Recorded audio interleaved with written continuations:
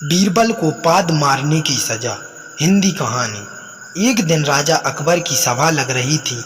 वहां बीरबल, मंत्रीगण, राजा के साले साहब और रानी भी मौजूद थीं। सभा के दौरान कुछ ऐसा हुआ कि बीरबल को सभा से निकाल दिया गया। बीरबल ने केवल भरी सभा में पाद मार दिया था। राजा को उनकी पत्नी और साले साहब ने इतना भड़काया कि राजा को अपने उदास मन से बीरबल को सभा छोड़ने का आदेश देना पड़ा। बीरबल को अब महल से निकाल दिया गया था तो उसने अपनी जगह पर खेती करने की सोची। ठंड का मौसम था तो बीरबल ने गेहूं की खेती की। ठंड के मौसम में ओस की बूंद गेहूं की छोटी छोटी हरी पत्तियों पर ऐसे चमक रही थी मानो जैसे कोई मोती हो। राजा अकबर सुबह अपने घोड़े से वहां से गुजर रहे थे कि उन्हें बीरबल दिखाई दिया। वे बीरबल से पूछने लगे कि आजकल क्या कर रहे हो।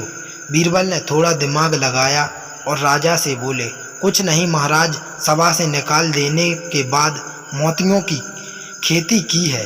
राजा ने खेत की ओर देखा। ओस की बूंद पत्तियों पर सच में मोती दिख रही थी। राजा देखते ही अपना संतुलन खो बैठा। वे सच में ही ओस की बूंद को मोती समझ बैठा। राजा सोचने लगा, अगर बीरबल मोती किसी अन्य राजा को बेचता है तो यह मुझे से भी अमीर हो जाएगा। राजा ने बीरबल से कहा, बीरबल, ये मोती तुम मुझे बेच देना। बीरबल ने हाँ कर दिया। लेकिन राजा को इतने सारे मोती देखकर कहाँ नींद आने वाली थी। उसने बीरबल को महल में बुलाया और बीरबल से मोतियों का राज जानने की कोशिश की।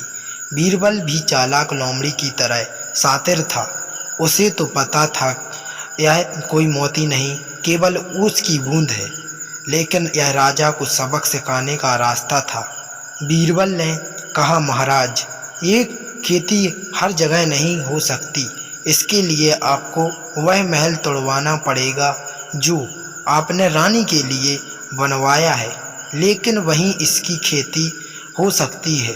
राजा ने सोचा कि इतने सारे मोतियों में तो रानी के लिए बाद में 10 महल बनवा दूंगा। राजा ने हाँ कर दिया। अगले ही दिन महल को तोड़वा दिया गया। मिट्टी को एकदम उपजाऊ किया गया। बीरबल ने खेती शुरू कर दी और थोड़े दिन बाद ही खेती की कटाई का आदेश दिया। जैसे ही गेहूं की पत्तियां थोड़ी बड़ी हुई, ओस की बूंद जमना शुरू हो गई। राजा अकबर अत्यधिक प्रसन्न हो गए। जब कटाई के लिए बीरबल को बुलाया गया तो वहां पूरा गांव ही मौजूद था। बीरबल राजा से कहते हैं, महाराज, अब आप एक मोती तोड़ सकते हैं। जैसे ही अकबर एक मोती तोड़ने के लिए हाथ आगे बढ़ाते हैं, बीरबल उन्हें रोक देते हैं और कहते हैं, महाराज क्षमा करें, किंतु आप ये मोती तभी तोड़ सकते हैं अगर आपने आज तक पाद ना मारा हो, वरना ये मोती पानी की बूंद बन जाएगा। राजा हैरान हो गए और अपना हाथ पीछे कर लिया। बीरबल ने वहां मौजूद सभी मंत्रीगण, रानी, राजा के साले साहब और पूरे गांव को मोती तोड़ने के लिए कहा, किंतु शर्त यही थी, केवल वही मोती तोड़ सकता है जिसने आज तक पाद ना मारा हो, वरना मोती पानी की बूंद बन जाएगा। इतनी भीड़ में किसी की भी हिम्मत नहीं हुई कि कोई मोती तोड़ सके।